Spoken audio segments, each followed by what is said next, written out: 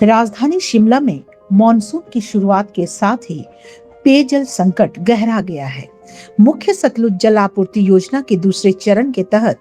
डोआडा स्थित बिजली बोर्ड के ट्रांसफार्मर में आई तकनीकी खराबी और बारिश के कारण नदियों में बढ़ी गाद से शहर की जल आपूर्ति प्रभावित हुई है। शिमला जल प्रबंधन निगम लिमिटेड SJPNL के प्रबंध निर्देशक राजेश कश्यप ने बताया कि सामान्य रूप से शहर को प्रतिदिन लगभग 42 MLD पानी देने वाली सतलुज योजना फिलहाल बंद है, जिससे कुल जल उपलब्धता घटकर 35 से 40 MLD रह गई है। इसी कारण शहर के कई क्षेत्रों में तीसरे दिन पानी की आपूर्ति की जा रही है। उन्होंने कहा कि बिजली बोर्ड और जल प्रबंधन निगम की संयुक्त टीमें बैकअप ट्रांसफार्मर स्थापित करने के लिए युद्ध स्तर पर कार्य कर रही हैं और अगले 3 से 4 दिनों में नियमित जल आपूर्ति बहाल होने की उम्मीद है। इस दौरान अन्य जल योजनाओं से पानी का शोधन जारी है तथा गाद से निपटने के लिए ट्यूब सेटलर्स और प्री सेटलिंग टैंक जैसी व्यवस्थाएं की गई हैं। राजेश कश्यप ने आश्वासन दिया कि स्थिति सामान्य होने तक पानी की आपूर्ति का समय बढ़ाया जाएगा ताकि लोगों को अधिक राहत मिल सके। साथ ही उन्होंने बरसात के मौसम में जल जनित बीमारियों से बचाव के लिए जारी स्वास्थ्य संबंधी एडवाइजरी का पालन करने की भी अपील की। नमस्कार जी। जैसे आपको विदित ही है कि 1-2 दिनों से अभी शिमला जल प्रबंधन को एक दिन छोड़ के पानी देना पड़ रहा है। शिमला जल प्रबंधन जो है वैसे हमेशा प्रयासरत रहता है कि वो डेली पानी शिमला के वासियों को उपलब्ध करवाए। पर 3 दिन पहले हमारा जो सतलुज वाटर सप्लाई स्कीम है,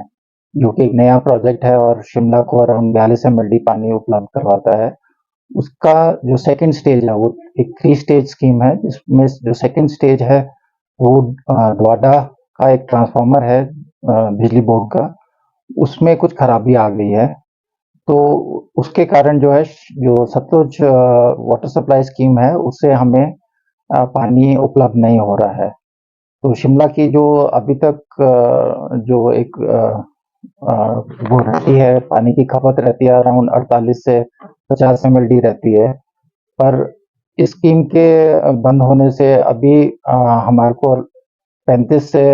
40 MLD के बीच में पानी आ रहा है और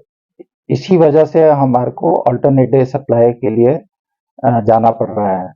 अभी हमारी पूरा प्रयास है, बिजली बोर्ड वाले भी प्रयास कर रहे हैं कि इसको इस स्थिति से निपटने के लिए एक बैकअप ट्रांसफार्मर जो है उसको वहाँ पे स्थापित किया जाए। पर इसमें अभी 2-3 दिन का समय लगेगा।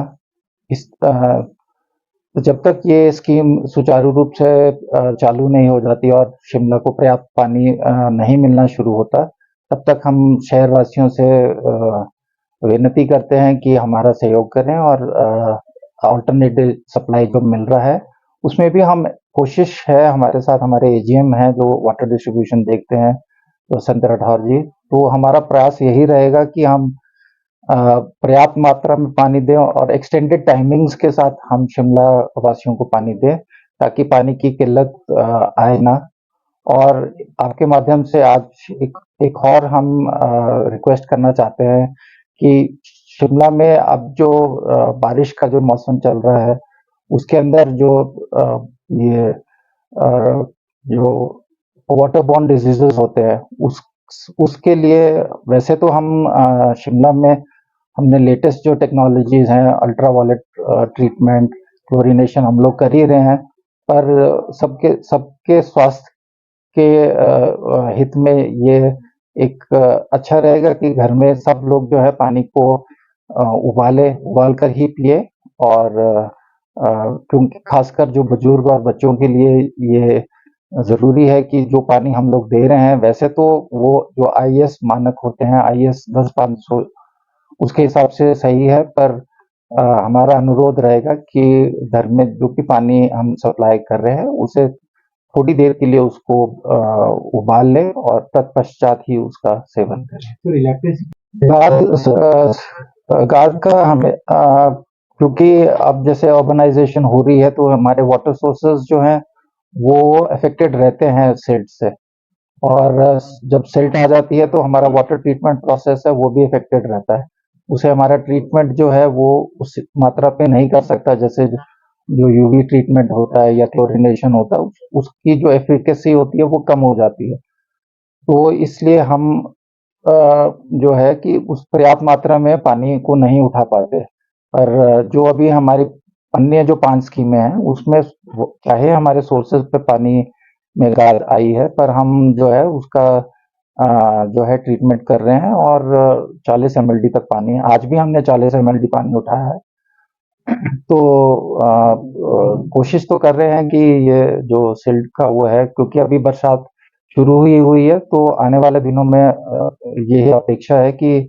सिल्ट जो है वो बैठ जाएगी और हमारे सोर्सेज से हम पर्याप्त मात्रा में पंपिंग कर पाएंगे। फ्री में अभी जो एक प्री सेटलिंग टैंक जो है उसका एक अतिरिक्त प्री सेटलिंग टैंक बना रहे हैं, बाकी जो ट्यूब सेटलर्स जो होते हैं कि जो गाद को अरेस्ट करने के लिए, वो हमारे पास पहले से ही है सारे स्कीमों पर। और जो अन्य जो तकनीक होती है हमारी रैपिड फिल्टरेशन, सेडिमेंटेशन, वो तो हम करते ही हैं। सर सामान्य परिस्थिति में 3-4 दिनों से अधिकतम 1 हफ्ता हो सकता है, पर हमारा प्रयास रहेगा, और बिजली विभाग भी पूरी तरह से प्रयासरत है कि शिमला वासियों को हम जो है पानी की